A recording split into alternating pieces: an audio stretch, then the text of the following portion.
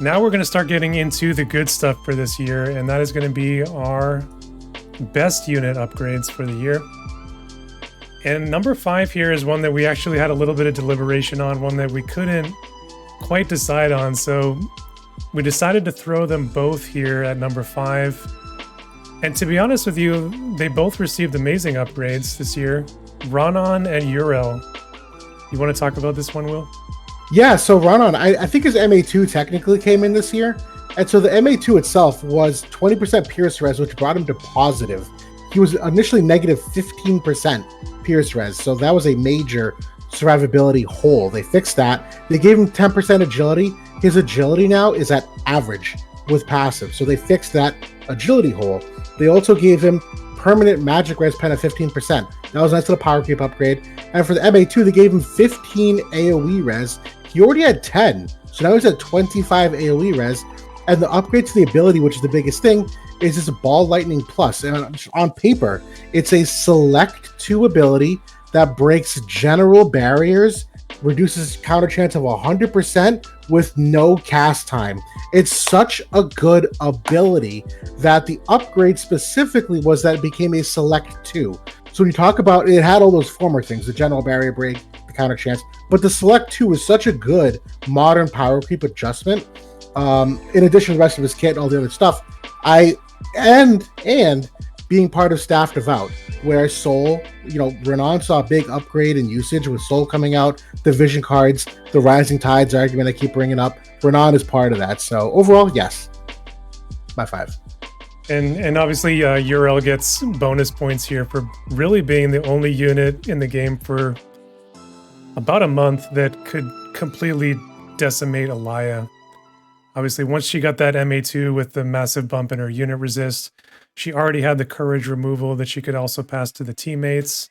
Just made her the best counter in the game, and she was being used everywhere in the top, PvP metas where Alaya was on every single team. Was really our only weapon that we could use against that unit for basically until Soul came into the game. So totally, yeah. And it was really like a kind of a return, not even a return to form. It was kind of a banking on her initial promise as a unit that we always looked at that courage removal and thought it was going to be amazing. She just really didn't have the other stuff in her kits or the survivability necessarily to really cash it in. And she did finally get that with her MA2. Yep. Number 4 is Rain. And Rain obviously is a year 1 unit. Came in maybe like around the 6 month marker or the 5 month marker of the game. Very old unit, but he had his 140 this year that really kind of upgraded him with, he already had kind of some MA2 that was decent enough, kind of gave him a little bit of defenses. The 140 really kind of brought it to a new level where his area resistance could really get off the charts. And we were finally able to cash that in with the Soul and Shawls meta this year, where this guy became a true powerhouse. He still is a powerhouse at this point. Still a very strong unit in that team. And yeah, very nice upgrades for Rain, and finally got to use him after a while. Yeah, staggeringly good. It feels criminal to leave him at 4 considering how good they were, where the agility 10% solved part of the agility problem. The extra AoE res, you got 40 elemental chain res, which is actually really important for characters that are on the slower side, that when you consider they get lapped more often, it's easier to accumulate chains on those characters, so that chain resistance on your slower units has more benefits because they are more oftenly chained. So not only did he get that, but the Knight's Pride upgrade gave him not only debuff weakening effect of 30%, which we love when you talk about imperils and things of that nature, but also gave him the 5 initial hate, which freed him up from having to have the, oh god, what was it? One of his buffs here for the sub job. It was one of them. It was the Knight of Grandshell sub job. You needed to have that sub job to generate hate. Major flaw as a tank. They fixed like 5 things wrong with him. Amazing. He did also get that Limit Burst upgrade this year, which he was already one of the best PvE units in the game. It has been since he was released. An amazing guild raid unit. The LB upgrade just took him to the next level. 2 Yep. hit, spirit, and fire resistant peril in one. Absolutely phenomenal. So glad you brought that up. Yep. All right, so number 3 here, and this is Summer Jaden, and I'll kick this one off. This one is kind of an interesting case because this could be a potential blueprint for maybe how Gumi treats some of our other exclusive units, where they introduce them into JP and they just revise their kit almost entirely and give them a bunch of free upgrades and try to make them more current with how the meta is. And that's what they did with Jaden. They upgraded several of his abilities, one of his buffs, a couple of his attacks, gave him a dispel prior to damage. They gave him that silence attack 50%. The silence is disgusting. I'm sorry. Very, probably our strongest missile unit this year, at least that I've seen in actual results on the battlefield. Yep. Didn't get heavily used, I would say, but against some of those teams, like against the Alaya teams, against the Soul teams, he was actually pretty strong in doing that damage from a long range. If you could bow tie him and kind of take the hate away from him. Yeah. I won't echo more than that because we, in the podcast, we talked about how much we loved his upgrades. This is a recap to the top 3 Guild Wars. Summer Jaden was the key integral piece to shutting down the Soul meta and the Magic meta there for a time. The AoE the silence from afar with the dispel on it was such a massive game changer. Obviously, Wind too, like Flagbearer, Glaciella, and even Sodali was part of that team. But Summer Jaden was so integral because not only could he shut down those Magic teams from afar, but one of the best counters to the Magic teams was Earth Evasion. People were running Lucio and Bradley, and not only could Summer Jaden shut down the whole Magic meta, Summer Jaden would shut down the whole Earth meta. That was countering them. So he literally, for a small time there, did everything. Exceptional upgrades. Yep. Great unit. Number 2, Flagbearer Glassy. So this unit was still being widely used for much of this year, even as a level 120. That's how good of a unit this was coming in from last year. One of the best units from last year, bar none. Yep. And she got some incredible upgrades this year. She got, I want to say, like 20 additional area resistance. She got more recently the LB upgrade, which gives her courage, and I think it's also an AP restore, right? It is, 5% AP for 3 turns. Yep. So one of the best, evade hunters in the game, amazing accuracy, amazing bulk. She has been one of the best investments that you have made in this game in the last couple of years. So absolutely phenomenal unit. Yep, couldn't agree more. Her MA2 was part of that too, where part of the AoE resistance came from the MA2. It was 10 from there, 10 from the other for the 20 total that you alluded to. They gave her the extra 15 crit damage, where they also upped her crit rate by 10%. And for those of you that have been looking at the Pierce cards, they're loaded with crit rate. So we talk about that extra upside damage potential. It's certainly there. And the tribute of the Bull upgrade that they gave to her passive is also the debuff weakening effect of 30%. So you talk about adding to the tankiness element, that debuff weakening is a major part of that. Definitely. So I mean, she's kind of waiting on another Esper or another card for the Spear group that can kind of come in and give her some additional debuff weakening. I think anytime you can get to like 50% or higher, especially with the level of area resistance that she gets up to, it's really like a game changer, I think. Yep. But yeah, love that unit. Use her all the time. Yep. Me too. Number 1, and this is one that I fought for a little bit. I know that I don't know if Will would have put him number 1, but I think when I made my case, he maybe came around on him a little bit. But when you look back at the upgrades, 50% heal back innately on his passive, absolutely massive. That actually was a big driver of that fire evasion team in, at 3rd anniversary. I don't think it's nearly as potent as it was if King Mont didn't have that major upgrade. The other parts of the upgrade are very much whatever, some resistances, they're fine. So that really kind of propelled him for months until he got his LB upgrade, which again, is one of the better ones that we've seen so far. He got the 40% glassy, physical reduction. But on top of that, it's also an AP reduction of, I think it's 40%, I want to say. Yes, maybe 20%. Or 20%. Still very solid. But yeah, so that's that, along with some equipment upgrades that have come along, like the Sea Deity's sword with Glaciella. Synergizes very well with his kit with the elemental resistance. He's got a bunch innately. That sword gives him another 10% that he can throw on.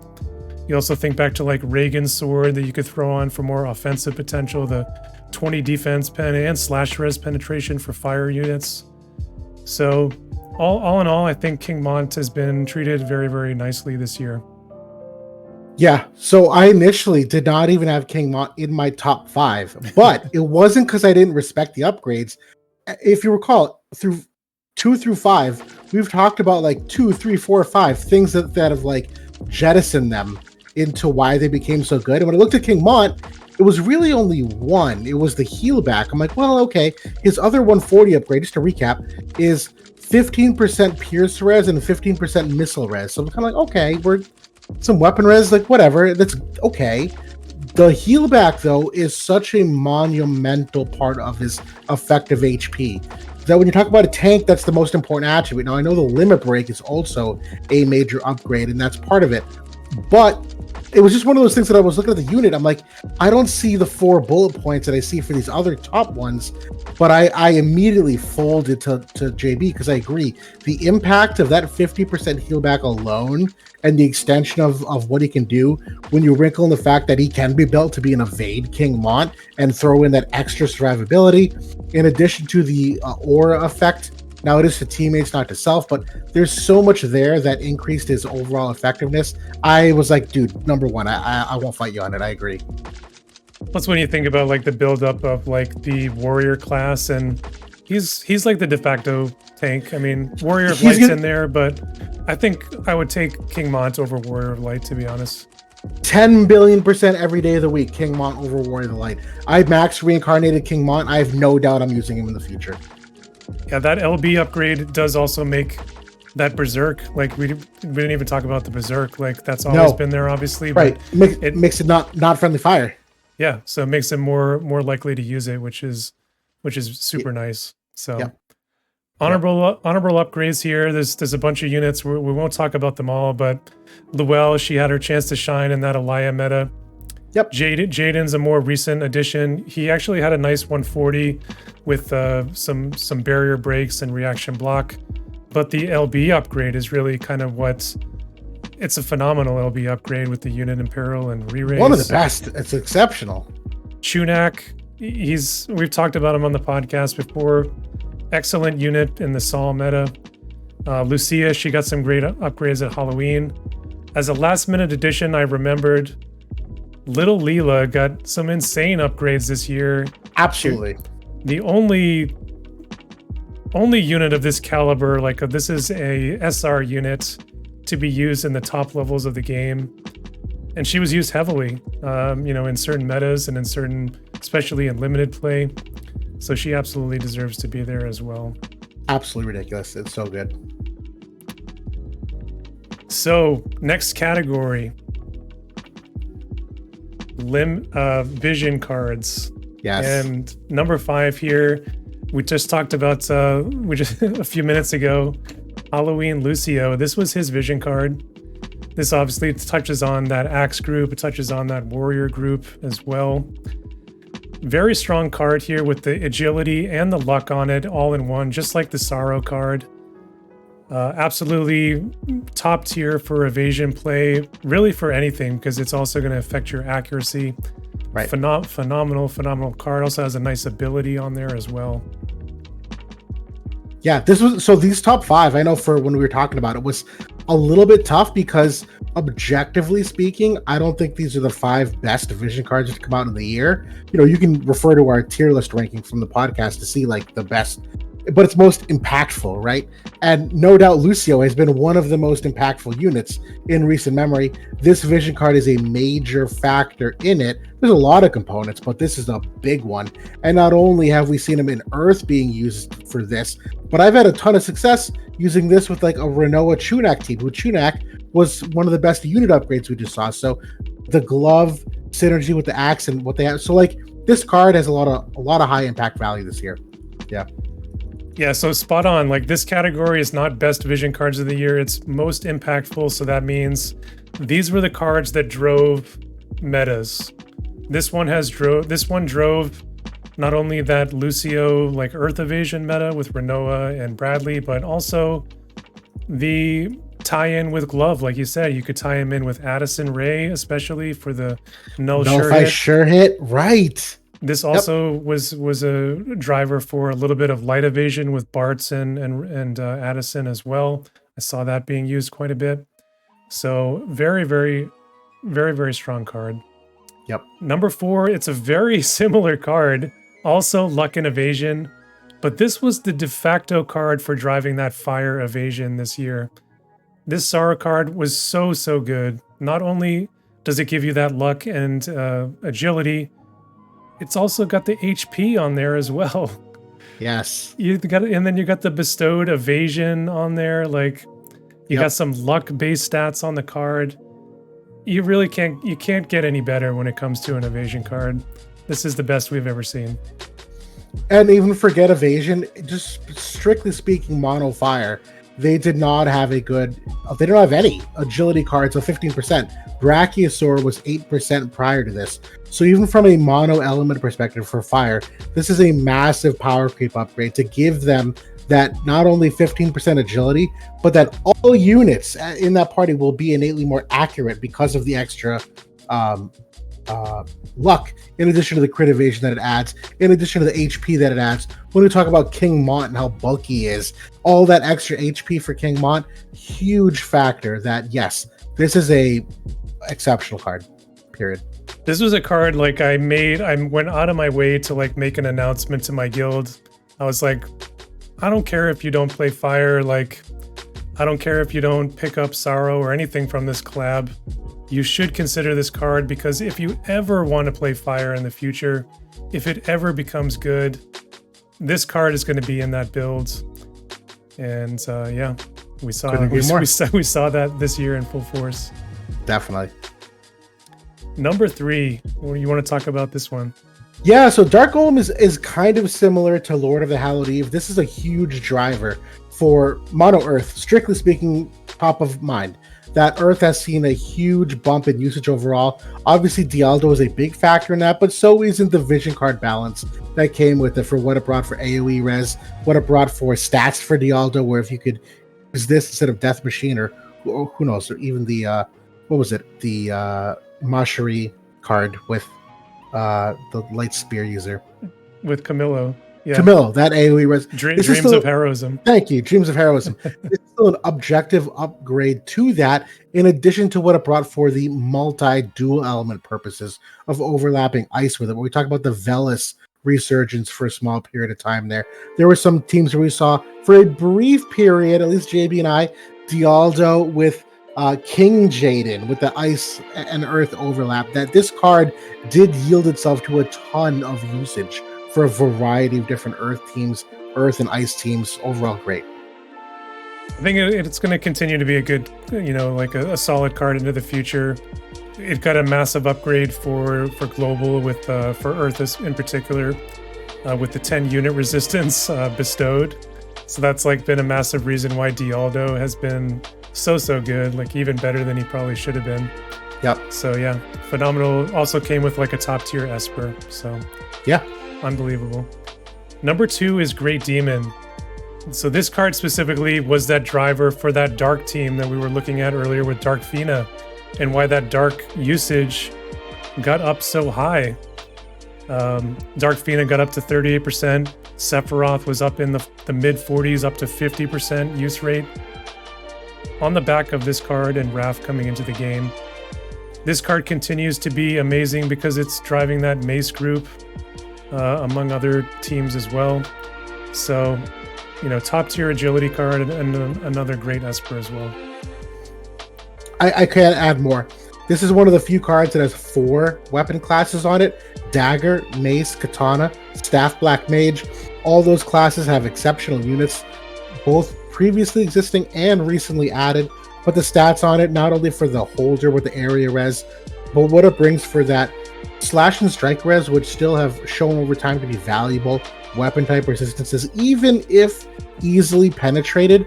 Your average team with this card will be higher, obviously, than the average team without it. And so there's still a natural argument there for some kind of damage mitigation, in addition to not only what it brings to Mono Dark, but what it brings to Rainbow. I just won't say more than that, but it's a perfect glue for a lot of different teams.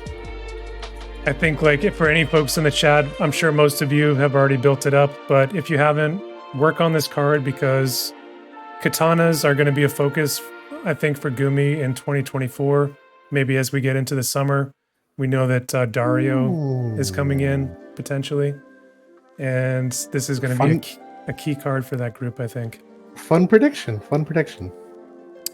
Number 1, I've already seen some of you guys talking about it in the chat. Believers in the Bronze of Brotherhood.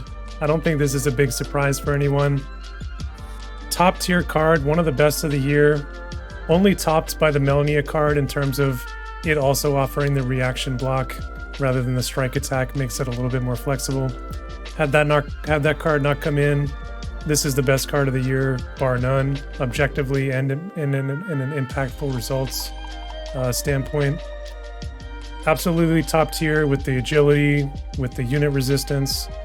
Drove that strike meta, gave them the defense and the offense in one card. Also was driving the devout meta as well, just a little bit. Yes.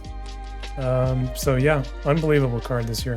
Yes, this is that differentiator with most impactful vision cards, because I think the Melnia card is objectively a better vision card than this, but this most definitely had a far bigger impact for not only enabling that entire strike meta for a time, but the devout meta where Soul is on this card, Mnal is on this card. This was a major vision card to throw on your Shals in the party and let this solve 2 out of your 3 primary attributes you look for and fill out the rest of it.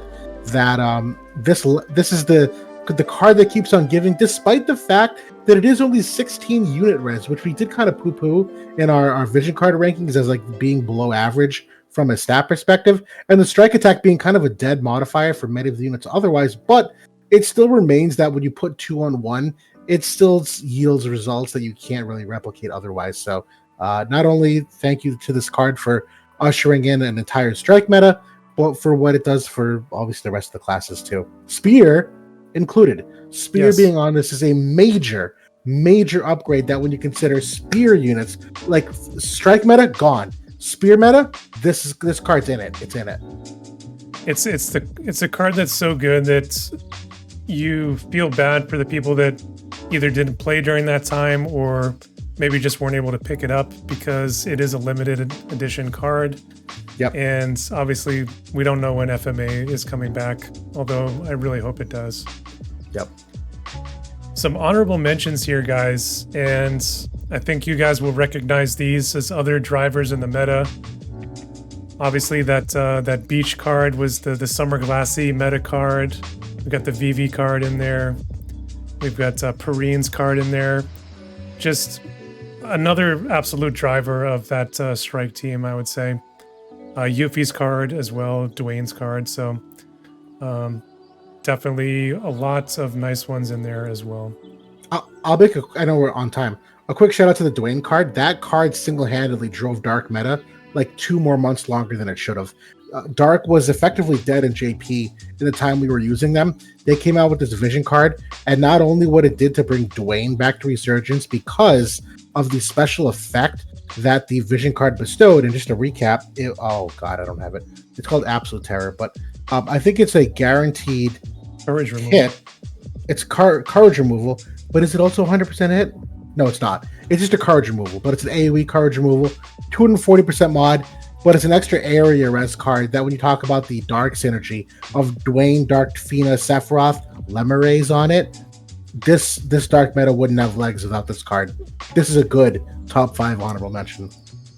100%. Like that dark team would have died to the strike meta. That ended up causing the initial like Full Metal Alchemist strike meta not to really show up too much in global, not until later. So yeah, absolutely.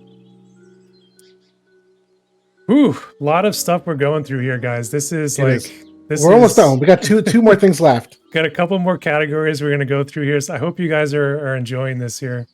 I'm definitely feeling the spirits here tonight. Same. I think I'm on shot number 5, maybe 6. I'm on my beer number 3 here since we've started filming. So impactful Espers. So I mean, this is gonna a little bit mirror the vision cards because obviously the vision cards and Espers, they kind of go hand in hand, but not entirely. And you guys will see that as we go on. Yeah, not entirely. I don't think that's the case. We'll see once we get to the top 5. I think there is some disparity. So number 5, Great Demon, top tier tanking Esper. It's got the area resist on there. It's got the crit evasion and HP. It's got the light resistance, the strike resistance, the defense. There's so many ways you can build this to kind of cater towards the units that you're seeing, but definitely a big driver of Wrath and kind of her being that anti-strike tank. Yep, agreed. And that's it. And Vivi too. Honorable mention. I have found Greater Demon to be an exceptional Vivi Esper. Yep. Number 4. Why don't you take this one? The defense pen alone is I don't want to call it broken. The defense pen alone is kind of broken. This single-handedly elevates this Esper. Not only the fact that they cater this to the meta of what we saw currently, where this is an Esper that has some innately built-in poison resistance of 25% for what we saw for Soul. It's got the attack percent, which is generally applied to all different kinds of units. It's got magic res on it. It also has enough lightning res on it that you can bring the Esper lightning res, which is starting at negative 10%. You can bring it to a positive 5, so it's not as big of a differentiator, big of a whatever.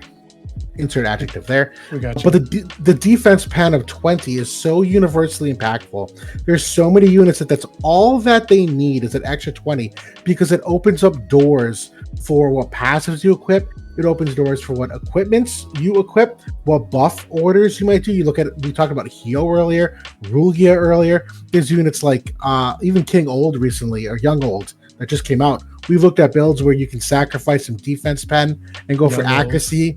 Young Old, I'm sorry. That this Esper can compensate for it. The 20 defense pen can't be understated. No, I hope that we see more of these type of Espers in the future. It's awesome that he's part of the permanent pool too. This is not something that's limited, that's kind of gatekeeped. So I love everything about it. I love the unit resist on there as well. As one of the first ones that we saw that had unit resistance on it. So very strong all around. I didn't even mention that. Thank you. Yes, the unit res, key component. Number 3, Dark Ifrits. So this one, obviously, it's a top tier evasion Esper. Can get that 22 evasion on there. It's also got the reaction block / attack. So very strong node tree overall. And to this point, you were dealing with Dark Odin or you were dealing with Tetrasylphid for your evasion team. So, not ideal, in terms of like physical / units. This Esper allowed you to come in and really up the ante in terms of your offensive potential. Also giving you that top tier agility. I think it's at 18, which is very, very strong. So, can't say enough good things about it from an evasion perspective. Nope, same. Nothing to add on that. Perfectly said. Yep. Number 2, why don't you talk about Dark Golem? Yeah, Dark Golem still continues to be probably my most consistent tank Esper, in addition to number 1, which is one of our favorite tank Espers. But I still like Dark Golem no matter what for the 5% human res. That is, to me, proven like one of the best rainbow attributes you can give for auto PvP is just a guaranteed 5% human res. Obviously, when you build this out, you can still go for a fair amount of defense, up to 15. It's got 5% HP when you talk about adding on to the tank health pool. That does help. You have some other like relatively niche nodes in terms of missile resistance, which we haven't really needed. Wind resistance obviously is kind of niche, but it brings it to a positive wind resistance, which we do like in some of these espers, that if there's a certain element, if you can bring your element weakness positive, it's a feather in your cap. It's magic oriented, so it depends on the style of tank. But regardless, I think the 5% human res, the crit evade, the HP, it's very small stats, but it kind of just like adds up. I don't know how to say it. No, so I mean the wind resistance in particular is a big one, because you can get to 20% wind resistance. Right, way higher than average. Yeah, Normally so only 15%. This is 25% because of the negative you start out. Top tier, especially when you're throwing this on your Dialdo and you're really being able to cover that wind, you know, the wind resist negative there that he has innately. And a big part of, you know, being able for that Dialdo Bradley team being able to come back and, you know, one up that win team on occasion because of that additional wind resistance. What's so funny over there? Pause on revealing number one, but you let me know when you're ready to reveal number one. All right, we're ready. All right, well, because Sir Telomere fucking called it a mile away. Bottom comment there. Telomere's my boy, man. This guy, considering top tier Trials of Reckoning player, one of the all-time greats. Me, Telomere, and Minute Havoc were the brain trust to multiple championships in Trials of Reckoning back in the day. So can't say enough good things about Telomere. Yeah, so we'll let you reveal it. You are correct. Dark Siren, our number one most impactful Esper of the year. JB, I'll let you lead the reins on that one. Yeah, so not only was this another unit resist Esper where you get the 5 unit resist, you can get the positive lightning resist, you got the magic resist on there. You got the paralyzed resistance innately, which was actually kind of nice against the Elia meta there for a little while. But the most impactful thing there was the reaction block into the debuff weakening there on that node tree. Unbelievable. And we really saw the impact of that with Summer Glassy, where she's able to stack up 70-75% debuff weakening. And suddenly she's not taking those imperils at the same rates as other units in the game, and really upping the ante on her staying power.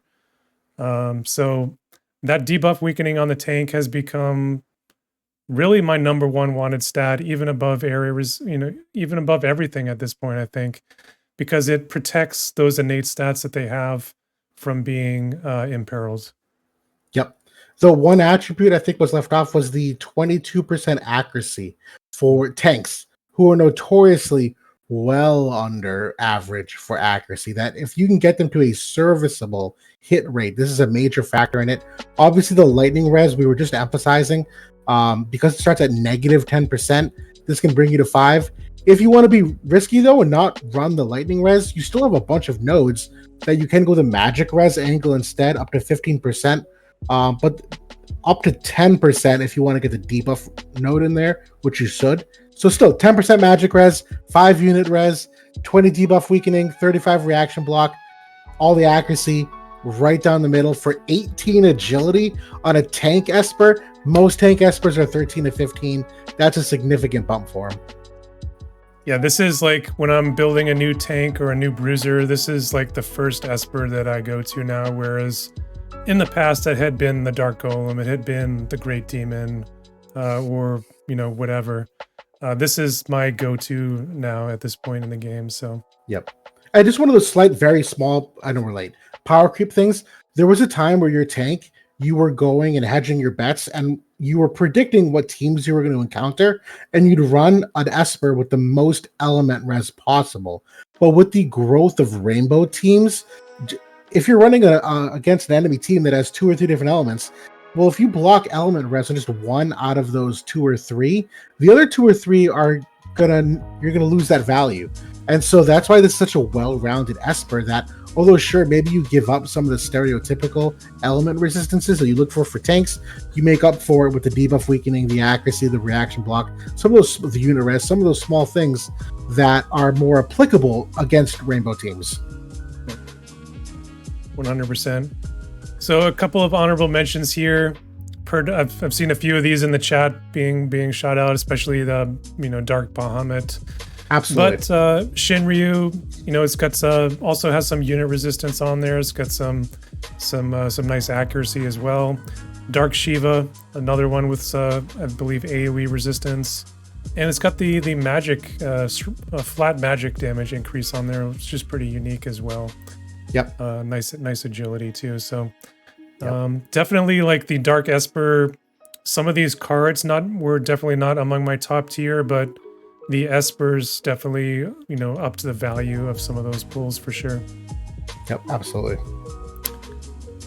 So now is kind of the primo. This is like the most impactful units of the year. This is like the Oscar awards for WoTV coming from us. Number 5 here. You want to talk about this man? Yeah, Soul. And I still think Soul is one of the best characters they ever released for the roll compression alone. That the fact that he is a high tier damage unit, he's also a top tier curative unit for himself and allies. His sub job offers it. His TMR AI, if you put a curative TMR on him, he will heal teammates. He's got 2 different kinds of card removal, 2 different kinds of poison, a bunch of different like great buffs for the damage reduction, his scholar buff in terms of what it brings for unit res, the evocation gauge rate that's part of that. Obviously the select 2 is a major DPS increase when it comes to like bypassing tank hate and whatnot. This character is the whole package and is one of the best units on paper you could ever ask for. I don't know much other than like hard countering him that they could do in the game to really like make him lose value, all things considered. In addition to the fact of the job-based vision cards, Staff Devout is very well set up with that class stacked. It's great lasting value.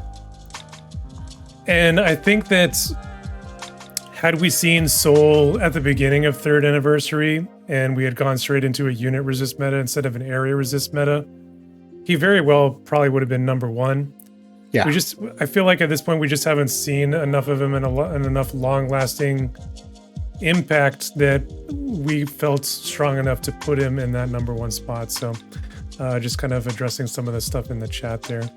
Yeah, no, just to piggyback off that, to Helena being the perfect segue to this, it's Yes. literally at this point, all these units have shown they're like S rank units, and the tiebreaker is the duration of time. When you talk about most impactful over the course of a year, Soul's only been here for 2 to 3 months. Top impact, Helena, 1 month and a half. So like the duration of time is kind of the tiebreaker when you talk about a year in review. And even the fact that some of these units have ebbed and flowed, like Soul has kind of flowed at the moment. Helena's kind of wiped out many of those Soul teams because of her unit res and strike res. She's got Reflect, which can have him kill himself. So like there's some counterplay amongst these, but for the commenters, I digress. We'll continue. No, so young Helena, obviously everybody's been seeing her out there. This was probably, since Sephiroth came into the game, this was probably among like the heaviest pulled units that has come into the game this year. A lot of people pulled her. You can see the stats on WoTVstats.com. Her pick rate is it's not to be unexpected for a light or a dark unit. The global audience has typically gravitated towards those units, especially light, where some of the all-time popular units like Elena have been.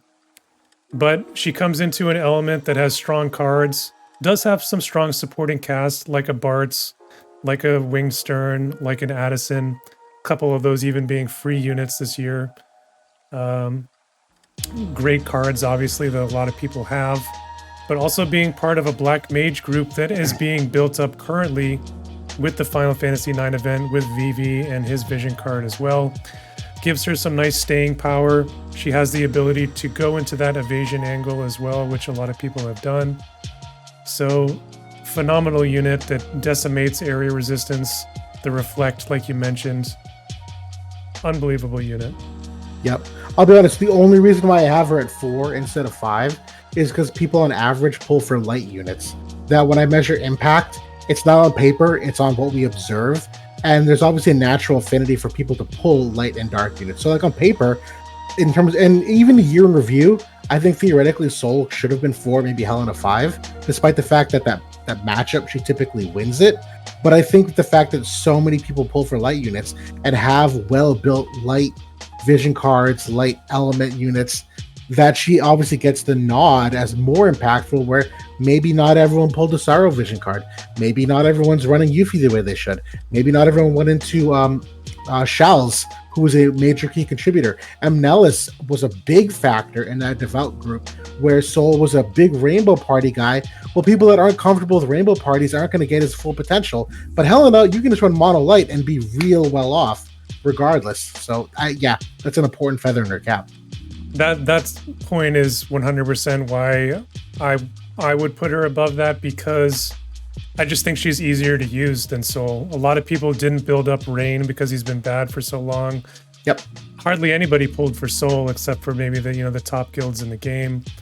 And obviously, those are some of the key components, along with Amnelis, like you mentioned, another unit that not many people built because she was bad for so long. So exactly. Helena, she just works, and both of these units, honestly, you don't need to do a lot of tuning to make them good. You just roll them out there. Their buff priorities are in line that you can get good results no matter what. Yep. Number 3, I don't think this is a big surprise for anyone. Olaya absolutely turned the game on its head when she came out. A stifling unit, like where do you start? I don't even know. Yeah.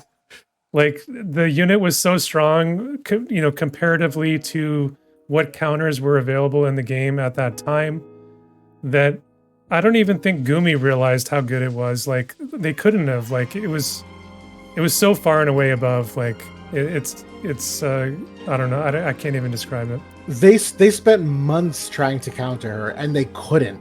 They released Soul to literally counter her, and instead people ran Soul Alaya teams instead. They're like, no, we're just going to put her with her counter. Like, that's how good she was. Even Dark, with all their strike res, all of what they did, she was so broken for so much long that even I would argue, like Helena and Vivi, their emphasis on cast time reduction recently is literally because of Alaya, that they have an advantage over many units from a cast time tick perspective, because they know they want these magic units to not have their abilities canceled mid-cast, in addition to the unit res that they skew heavily toward. Same with the strike res. But yeah, Alaya was a game-changing unit that Gumi quickly realized, if we don't fix this, we are out of luck for a while. And to kind of comment on some things there in the chat, the reason why she is not number 1 is not only is she been in the game less than some other units that we're going to talk about, but so she hasn't had enough of like a sustained presence. But Gumi also crunched the global version and released Soul several weeks, if not a month, sooner than he should have been. So her complete dominance over the game was only like 3-4 weeks, rather than several months or a couple months like it was over in JP. So that was definitely a factor in some of the this deliberation. So keep that in mind, and kind of looking at the year as a whole. And to be fair, yeah, when we show 2 and 1, I think it'll make sense. Yeah, I'll talk to 2 because he is my second max reincarnated unit. Bradley has very rarely do characters ebb and flow like Bradley has, where you have a meta defining unit, they go away for a while and they come back and they're still top of the charts. Bradley, I'll be honest, is as much of the driver of the Halloween Lucio meta as Lucio is himself.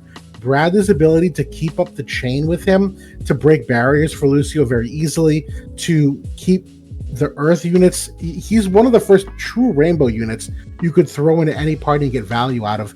And still to this day, he is so self-sustaining. With the self-CT up, there's no mechanics to date that counter his CT up. There are character mechanics that allow you to not have your CT reduced. For instance, Vivi's weapon, they've introduced a mechanic that you can't have that happen to you. But to say seal an enemy, oh, I'm sorry, Zidane technically has a CT. No, yeah, Zidane, I'm sorry. Yeah. He's the only one. He's the only one. I'm sorry. Right. Thank you. Besides Uni. Yes, Zidane's the only one who can counter that CT up on him. And so you talk about the barrier break, the chain ability, the slash res pen potential, the courage, the TMR he came out with. That TMR is the most impactful TMR of the year. That if you were to even factor TMRs into how impactful a unit is, Bradley is like straight down the charts, everything you could look for. I think that a lot of people forget that Bradley was the Elia back in the summer when he came out. Like, people were like, this is stupid, this is broken. Like, Bradley just 3 versus 1 my win team. Like, he just killed my entire team by himself when he was at Courage because he procced CT up twice in a row and he quickened himself and just chained down my entire team. Like, it wasn't until those units after him started getting massive amounts of area resistance, started getting courage removal, started getting all these things because he was so absolutely broken when he came out. He's still broken. He's still unbelievable. Incredible unit. Still use him all the time. He's still a massive threat. If I had a counterpoint, when's the last time you saw an Earth team without Bradley? Like a very serious question. I'll wait for you guys. We'll see it in the YouTube comments. Go ahead and find me the last time you saw like an Earth team without Bradley in like top tier play. It doesn't exist. Yeah. Lucio is really the only unit that has threatened it. Like, you could potentially think about it, but that would be more so like for limited play, to be honest. Right. For cost reasons. Yeah. Yep. Which are number one. Number one. I know I've seen a lot of people speculating that it's Raph, but I think we're going to be another dark unit here, and that is Sephiroth. Has to be. And I think when people think about it, there's really no other unit it could be. Look at the top 100 stats for this year for a unit approaching 50% pick rate on both attack and defense. It's staggering. Like, that's not even top 5. That's top 100. Like, those are the predominant, like, best players in the game. The top 3,000 players.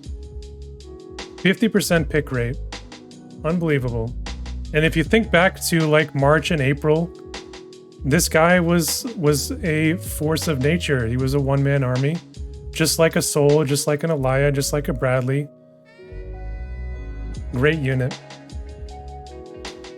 I'm going to 10,000% agree because obviously I helped make this list.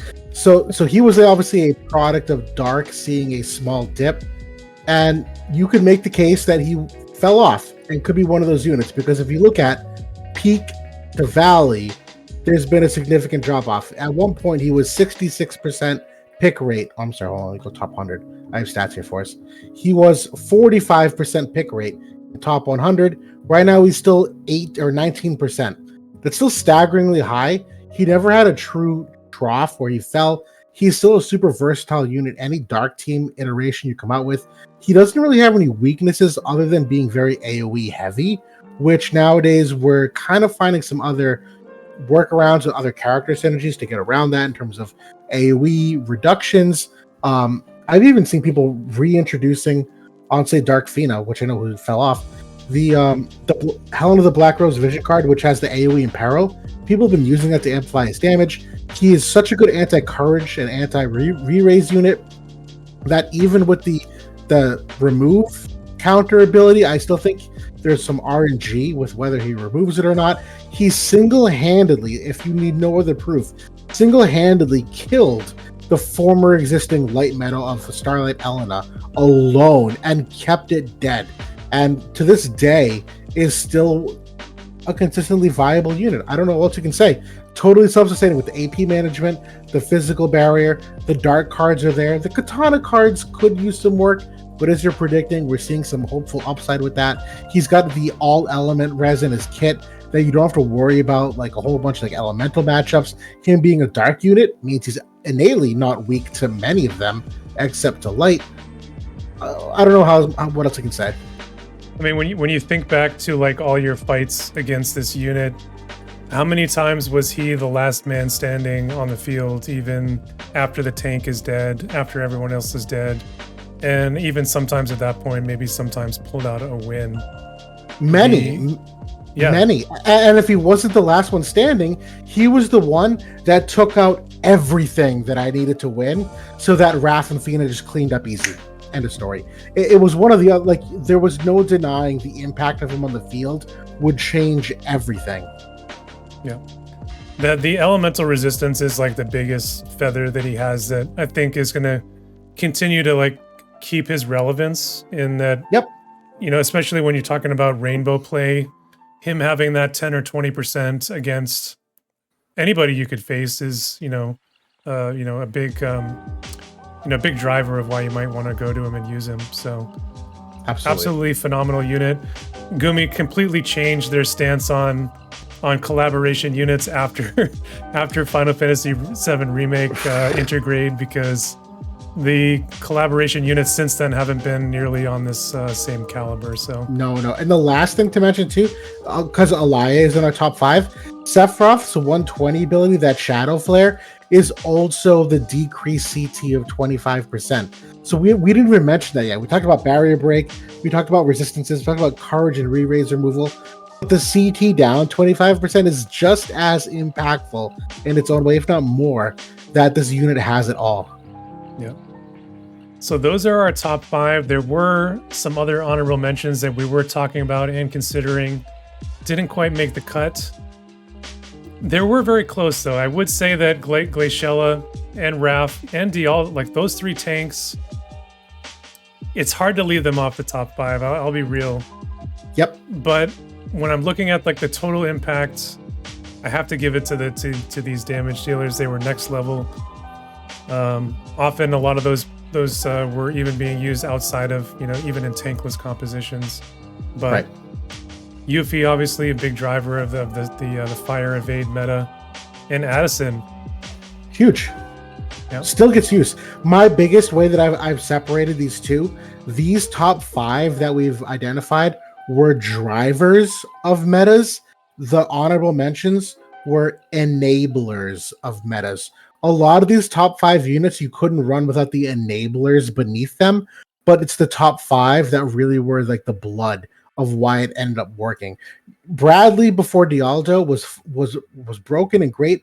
Dialdo was next level. And then like Summer Glaciella, like she's done so much to elevate every character in the game.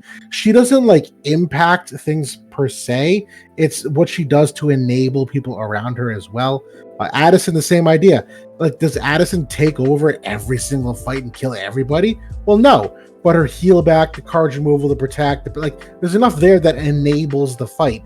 And that to me was like kind of like my mental differentiator. Same with Raph, the giant AoE defense and spirit break. That's a huge enabler. Is it like the thing that makes you win the fight? Probably not, but it's a big enabler for Sephiroth and all other units to like get more damage done. So yeah.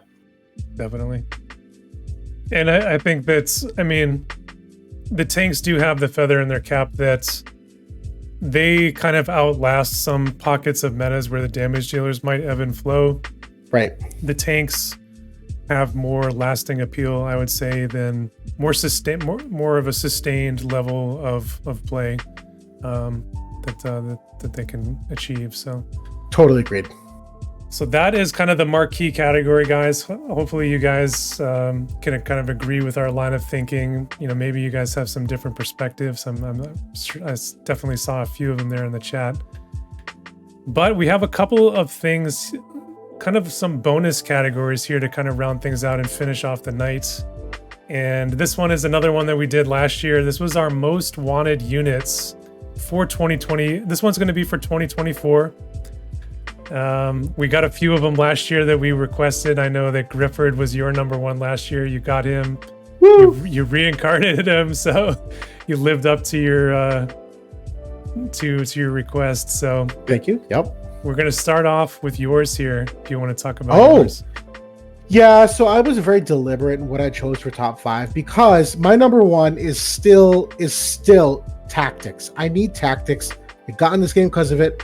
I literally still behind me have the freaking PlayStation disc and soundtrack like on demand. I'm still obsessed. It's my favorite thing in the world. But given tendencies, I want to be realistic about what they're going to happen or what they're going to introduce here.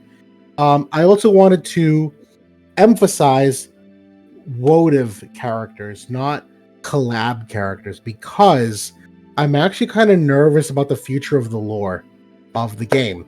Right now, beyond this last season of fighting the Realm Scourge, there really isn't any setup for like things beyond there.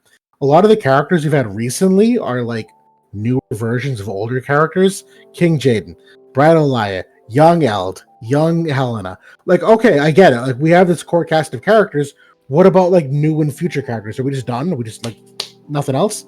So I wanted to be really particular about emphasizing what of characters. So Baral is one. He is a Rundal character who had a very fun storyline of like being like one of the more compassionate units there. He's got a very kind of unique design that he kind of looks more like of a stereotypical soldier as a sword wielder. I don't have a particularly like strong affinity for him, other than the game gave him some emphasis. I'd like to see them reflect it in a character. They gave him the screen time, give him the character. Rose Luna, I thought was really cool, like kind of side character for the Glaciella subplot, that she seemed like a very headstrong character that I think would make for a very well received unit to be released. Abbott is like kind of a low-key number 3. For those of you that don't remember, Abbott is the one that was manning the Magitech cannon for Sadali in that whole war, which weirdly like pulled an axe out of his asshole in like a cutscene that seemed to be his primary weapon of choice. I don't get it, but like I thought that's such a cool concept for him with the magic gun, where it's been so long since we had that magic scaling missile unit. And he's still a prevalent lore unit. They've given him cutscene screen time, and he's in the Sanctum. Like, he's obviously not out of it yet. They could have just killed him. So I'm like kind of intrigued there. Uriel is one of the monks that came from across the seas. He's the one that travels with Lisette. That I don't really have a strong affinity toward him in particular. But if you're gonna do Lisette, do him as well. And he's part of King Mont's current like cast of generals. Like, he's elevated to like the top tier of King Mont's confidants, that I'm like, if you're going to elevate this character lore wise, like, again, make them a character. Don't just tell me they're a character. And the last one is an FFBE character who I'm going to be an honorable mention from last year, is Sieghart, who is a very fun tank that's kind of like shield oriented, like Charlotte was. He's a whip user, which I think could make for some like, I don't know, fun attack types, depending on what mechanics could be wanted to introduce. He had some very cool like defensive mechanics. I won't get into the whole FFBE side of it, but I have him there as 5 still, that I think would be a fun addition conceptually. So just a reaction. First of all, I don't get Abbott. I feel like I hate that character. I don't know what it is about him, but oh, he's a piece of shit. He's a terrible character. I don't love that character, but they've given him so much screen time. I'm like, okay, do something with it. They've made him to be like the best gunner. He's the best sniper marksman of all time. He's the one and only marksman. He's this major chess piece character. But like, you know what? Then do it. Then like, show me he is. He just like looks like the least badass character like that exists in Ardra. But I will say, like, Rosa Luna was like a character like when she first was introduced, I was like, okay, whatever. Like, this character is whatever. But like the whole story arc with her and Glaciella like really won me over, and she became like one of my favorite newer characters that was introduced. And I do hope that they capitalize on that and kind of continue her story, because I think she does seem really cool. Well, it's just my very last point. That again, to my original statement that I want them to continue the lore in a linear way. How many more characters can you make repeats of? These are characters that haven't been touched yet that I think they could build out more. And so that's why I'm putting them on my list. That I just assume if they're going to make them a unit, they'll make them lore relevant more than they already are. So if Abbott's still in it, if Morale's still in it, if Rose Luna's still in it, I want them to keep building the lore. And these are new characters they've given more recent emphasis on. Keep the momentum going, because I do not want repeats of characters in different. I do not want a Grand General Mont character released. I do not want Knight of the Light Stern type version 2. I hate that concept of character recycling. Somebody threw out Exy in the chat, and I think that's a great one for sure. No, I want Whisper version 2. I'm going completely Whisper. Hypocritical here. Give me the version 2 of Whisper. Completely hypocrisy. Yeah, I'm on board with that, with the romance to Stern angle. I love but it. I will say that kind of piggybacking on that, one character that they did introduce way back when was Veritas of the Light as another magical gunner, obviously. They teased that way back when Seymour and Gilgamesh first kind of met up and joined forces, never to be seen again. Hopefully now with them kind of introducing Veritas of the Wind and the other characters, hopefully we'll see them in the story, and hopefully they'll have, you know, some interesting lore there. So has to. I'm going to go into mine here, and just like you said, number one, it has to be tactics. Has to be. Gumi is like, why aren't they cashing in on that? That is why I won't say everybody, that's why the majority of players join this game. Yep. This is the spiritual successor to tactics. Why haven't we seen that, you know, new characters coming in from that? It makes zero sense. 0 cents. We don't even have 140s. We have nothing. We've literally, I literally don't know. It's not even a copyright thing. They own the IP. Why can't they do it? I don't know. There's some weird thing within Square that like the original designers have like some copyrights or some owning stake in the property that for some reason it's hard for them. I don't know, but I've seen this in FFBE as well. Whatever. They should make it happen because people will pull for it and people will come back for it. Just like they did last year when they gave the EX versions to Agrius and Orlando. People came back and played. Yep. They will do it again. Number 2 for me is Olive. It's always been a personal favorite for me from FFBE. This is the real badass with the huge cannon. She's gonna blow she's gonna blow Abbott off the map. I will say that. All right, we'll see who gets it first. I would love to see her come over to this game and maybe put Missile back on the map. We'll see. Number 3, Final Fantasy X. I would love to see a return with Riku and Lulu. 2 of my favorites from Final Fantasy X. Obviously, they've already done the big ones, but I think a lot of people would pull for these units. So on the same note, I think my number 4 is Final Fantasy XII. I think this is the biggest mainline Final Fantasy that we haven't seen like outside of the MMOs, which, to be honest, I just don't think we're going to see him again at this point. Never. It's like, especially 14, like Yoshi P, he just has, a disdain for gacha in general. Ironically, 12 and Tactics are part of the Ivalice Alliance, and we've never had any of the other Tactics advanced games released. Maybe it's an Ivalice Alliance thing. They have a tough time weaving in that world, which is why 12 has not come in yet. Just a guess. Well, yeah, my favorite characters from 12 were Ash and Balthier. Yeah, I would love to see them. Even the only characters that I really hope that they wouldn't release would be Penelo and Vaughn, which I know. Absolutely hate those 2 characters. They ruined the game for me. If they weren't in that game, it would have been a much better overall experience for me. I'm so with you. I'm so with you. And number 5, despite you saying that you don't want to see additional versions of the characters, I do think that a couple that we do need to see are Ramada and Lilith. They 2 MR characters that have never lived up to their billing in the story. They have UR versions. They tried. They do. They have their seasonal variants that, okay, they look good, but that's about it. They did get some good upgrades though this year. Especially Ramada recently. I think she got a pretty solid one. But I want to see like a true powerhouse version of these characters.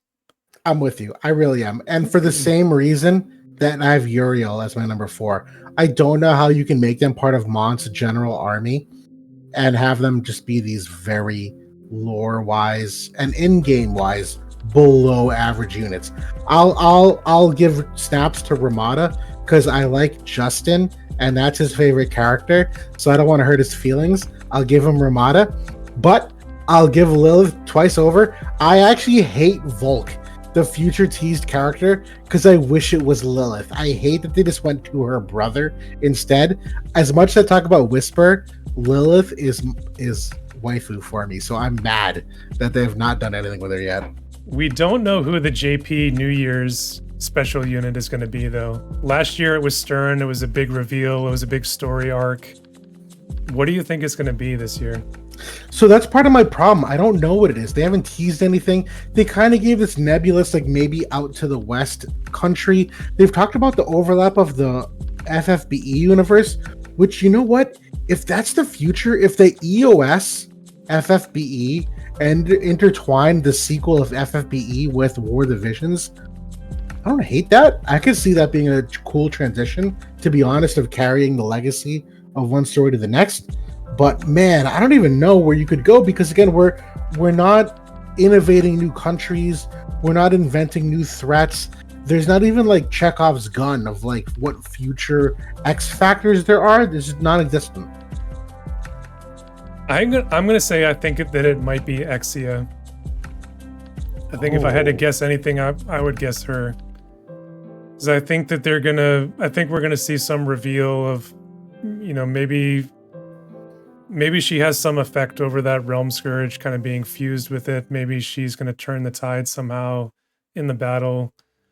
And maybe we'll go back in time to look at her story a little bit more. Who knows? But I think it's probably time for her to come. I did not expect that. I saw her as a plot device for Sodali, quite honestly. I expected the lore to the west, because they've teased that a little bit. I think they said something about like Jaden's gun. And remember, Melnia is Simulcra, which is a weird like robot. It's something. There's something weird. There's something weird in Rundle going on that comes from the west that I think is the next phase. But it needs more. It's still not seasoned enough.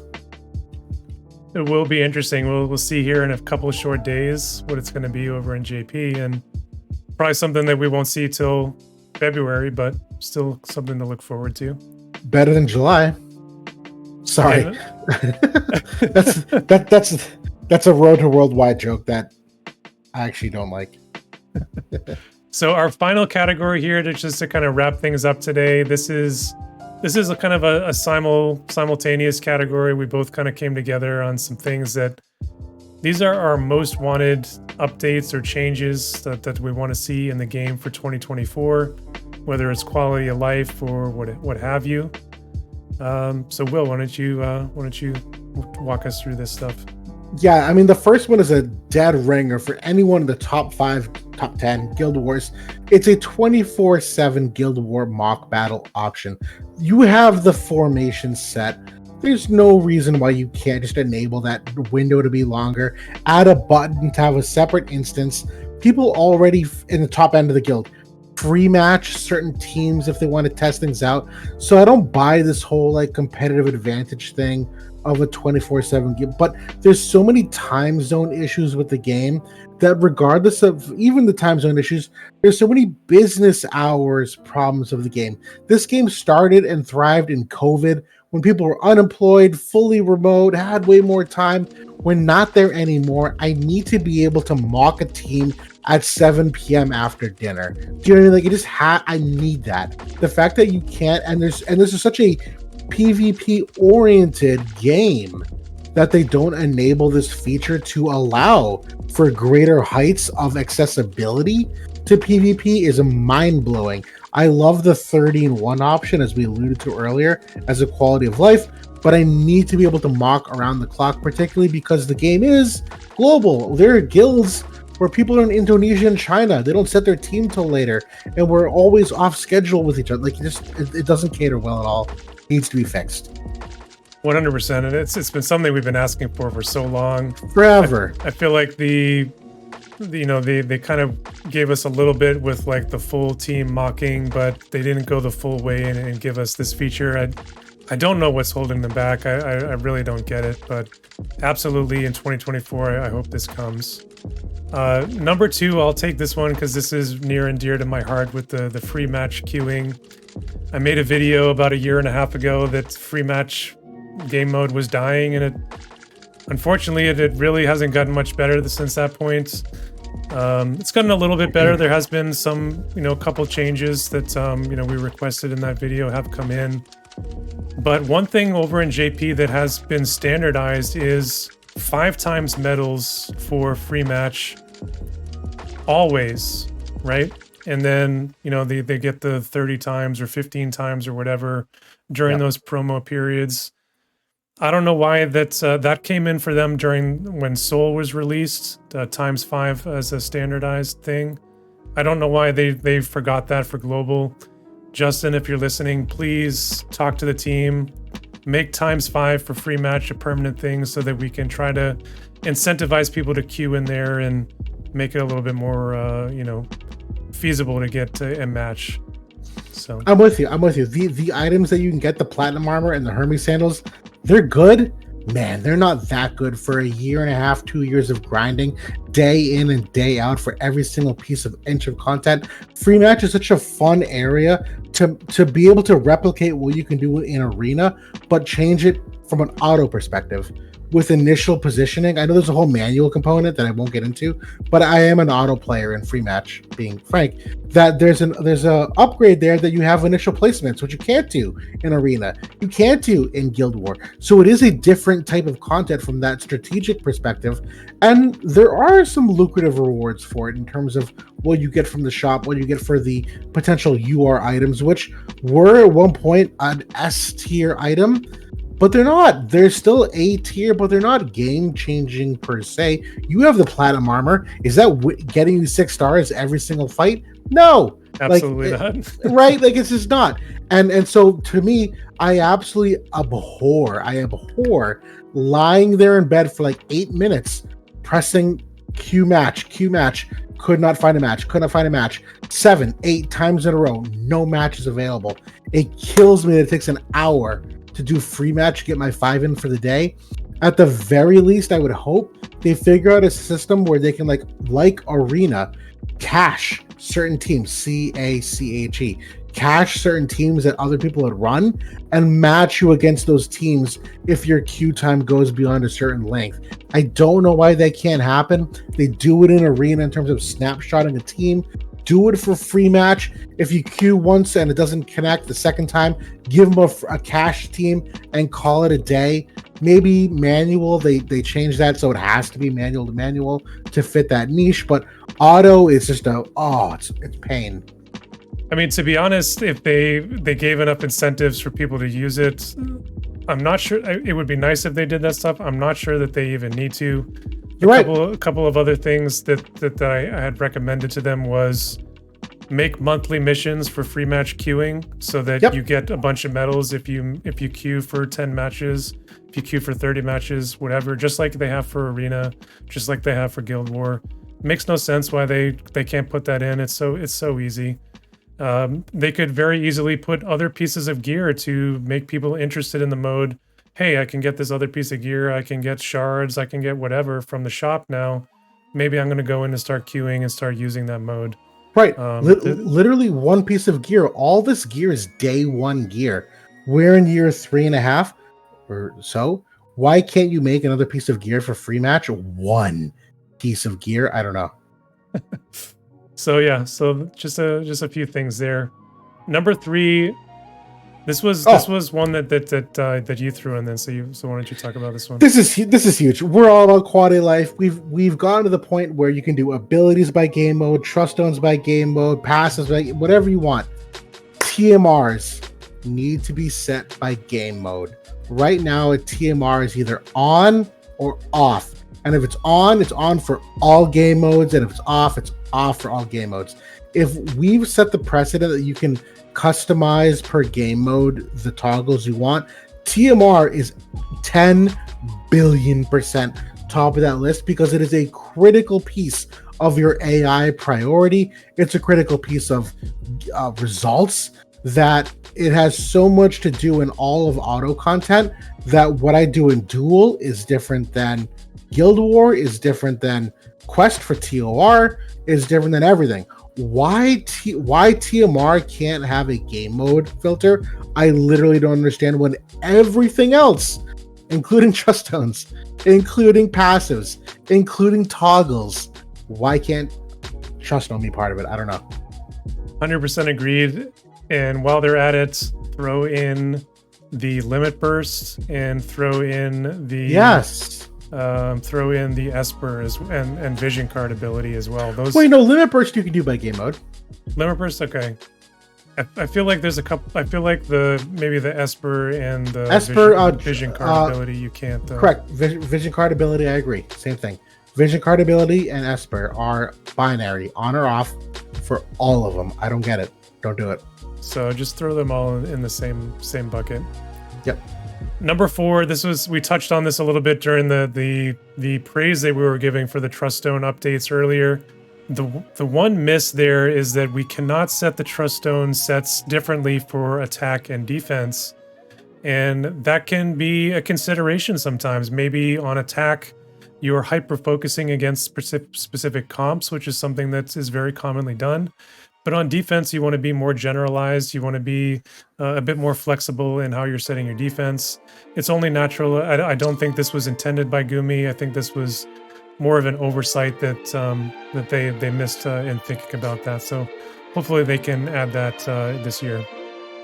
Yeah, I'm with you. I completely agree. The thing that's different for number 4 for me, the first 3, I'm like kind of angry about. Like I'm passionately angry.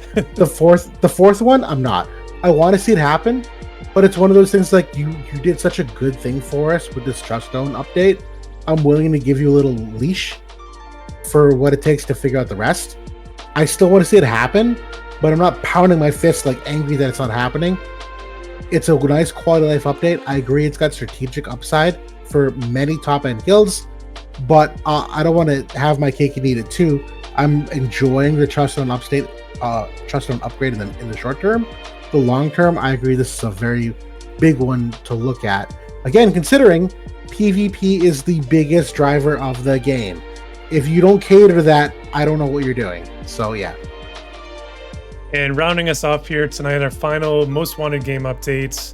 We talked about it a little bit in the last section. We want to see him build up that story because we feel like we're kind of stuck in time in that everybody's building up to defeat the Realm Scourge. The development around the storyline has kind of stagnated.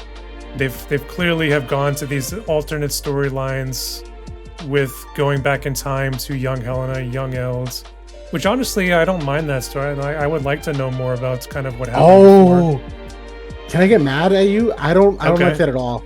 I don't think there are any secrets in the historical flashbacks other than fan service. I don't think we're learning anything about young Eld, young Helena lore-wise that we didn't already know. And like the geopolitics are what they are. We always knew that they were kind of the righteous whatever, and Gilgamesh met them a long time ago. We knew that ahead of time. We knew that Miraga was corrupted by Sadali. We knew that who's the ice missile guy? Curry. Curry's always been kind of a piece of crap. Like I'm not actually learning anything about these units per se, about their backstory, new things enough to designate a whole new unit to come out for them that I don't think they chose the right time period as a great contrast to Sadali and Gilgamesh. We went back in time, we found out completely new lore shit. There's completely different stances on Sadali, Gilgamesh, Exia on what happened in the past. And this new recent geopolitical like flashback, to me, has no one is like did a 180 heel turn from who they were originally. No one has this cool like, I don't know, Delita behind the scenes puppet master influence that's a big whiff for me. I agree. Like it has been a whip so far, especially like I was anticipating maybe we might see more with Miraga, especially because you kind of see like the Sadali effect on him and you really don't know how he was before, and it just turned out that he's just some bumbling barbarian that just wants to kill things and take over, which that's like not nuanced. It's not very exciting. No. So I agree with you. Like it hasn't been good so far. I have some copium that it could get better. If they have the right writers and team behind it, maybe it could be. Maybe they bungle it. They probably will. We'll see what happens. Well, yeah, so that's my hope. Because outside of season 3, I literally have no idea where season 4 goes. I don't know who the next country is. They haven't even named a country if there is an existential threat we're all getting to this like happy, fuzzy feeling of current leaders that even in the aftermath of Realm Scourge, it looks like we're setting everyone up to be like a big happy family. And uh, Mont fulfills the prophecy of uniting everyone. Well, if you unite everyone, you don't have like a storyline of like conflict in the future. So I don't know where you go after season 3 if you don't have like a primary antagonist of sorts. So that's why I really want there to be more story and lore building for the longevity of the game. That's the way I view it. It's the longevity of the game. I agree. I think a lot of people do play this for the story, and I think that the mainline story is something that, and we talked about this, I was very much whatever when I first started playing, but it grew on me, it got better over time, and it's turned into one of the highlights for the game, and especially some of those early characters. Another kind of copium I have is that I hope that this Ashes of Apocalypse, maybe it does set up something with the time dimensions and the alternate whatever. Maybe that's going to set up the next big bad, and maybe that's their approach. We'll have to see. You know, I don't get too much into the spoilers on the JP side, but yeah. Yeah, I will rewatch all those cutscenes that I skipped if that's the route they go, because that's a good route. It just took a while to cook. I think thus far with the Ashes storyline, I think you've rightfully skipped them. I don't think that I think they've shed a little bit of light on Asterius, and that was somewhat cool, but very mundane overall.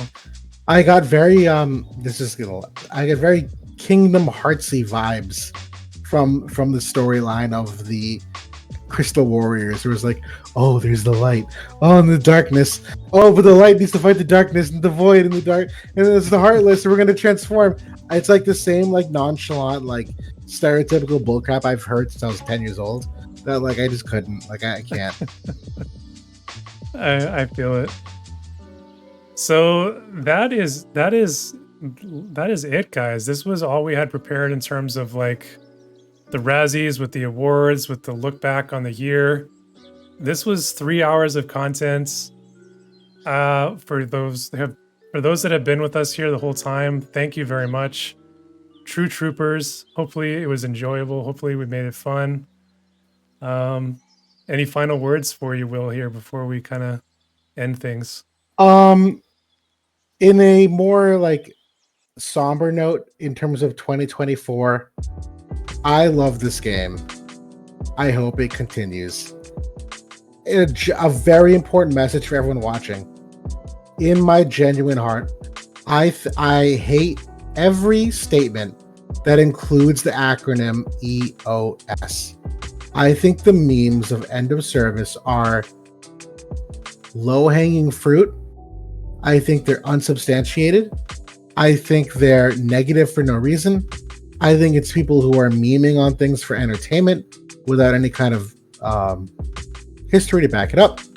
This is a game that is more well thought out than people give it credit for. It's a game that has some legs. It's a game that they're proving to be dynamic about in terms of responding recently to some of our thoughts and branching out to the PvP tournaments, things of that nature. I'm very hopeful for 2024 that Hiroki and Justin are managing the game, and the team, by extension, are managing it in a good way, that I actually think the game is going to have a strong 2024. That being said, there will be typical gacha power creeps. That is never going to change. I think people are always going to struggle with that, and I'm not going to be surprised when it happens.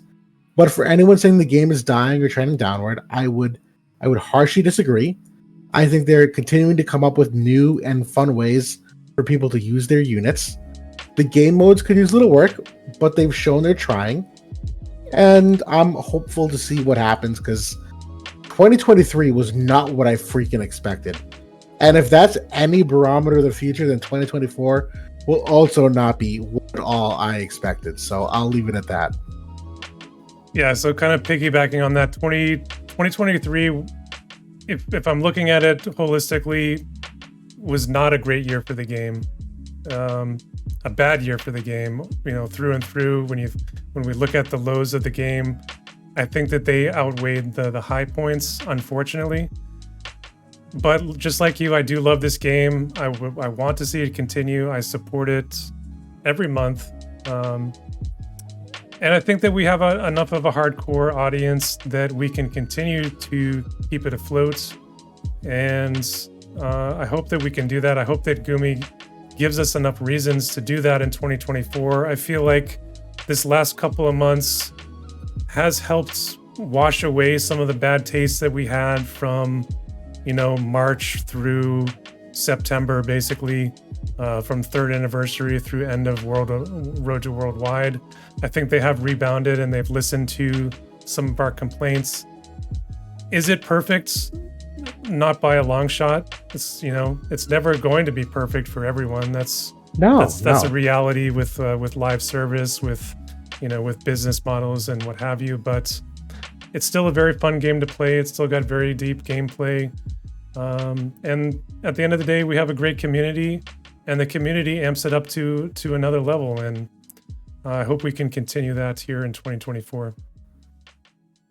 I can agree. Looking forward to continuing the podcast week in and week out. We have some good news on the first. We'll talk about Nier Automata and whatever else comes out, and we'll pray for some of those quality life changes in the coming future, and see if Justin's listening. I know he probably is. By the way, wait. I'm sorry. We've gone 3 hours. We can go to 3 hours and 1 minute. Yeah. Anyone bashing Justin doesn't realize how much this dude listens. I was in Hydra, the guild, with DGen and Justin. Justin works every day to listen to every comment you guys say. They freaking know. And so if things don't happen, it's not because they don't hear us. And it's not because Justin's not doing his job. They're communicating everything. And I cannot vouch for that guy enough for the weeds he has to wade through to get to pearls of information to pass on. I've no doubt I've gotten feedback. Justin listens to our podcast. He has told me, Will, I heard you say this on the podcast. Can you elaborate? Their tournament leaders reached out to us to ask for feedback on certain things. Gumi is listening, and we're doing our best to be that conduit for you guys. And I know in 2024, it's likely to continue. The best thing that we can do is to keep it constructive. Memes are fun. I get it. Right. I do it too.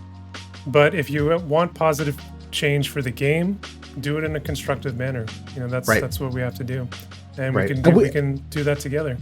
And we aim for that. You and I always, we will rake them over the coals for stuff we want to see changed. But it's got to be objective. It can't just be 100%. Monkeys throwing poop. You know what I'm saying? So that is 2023. That is a wrap, guys. I hope everybody had a wonderful holiday season. I hope that you end the year on a good note and have a great New Year's. Enjoy it with your friends and family. I will do the same. And we will see you in 2024 with our next episode.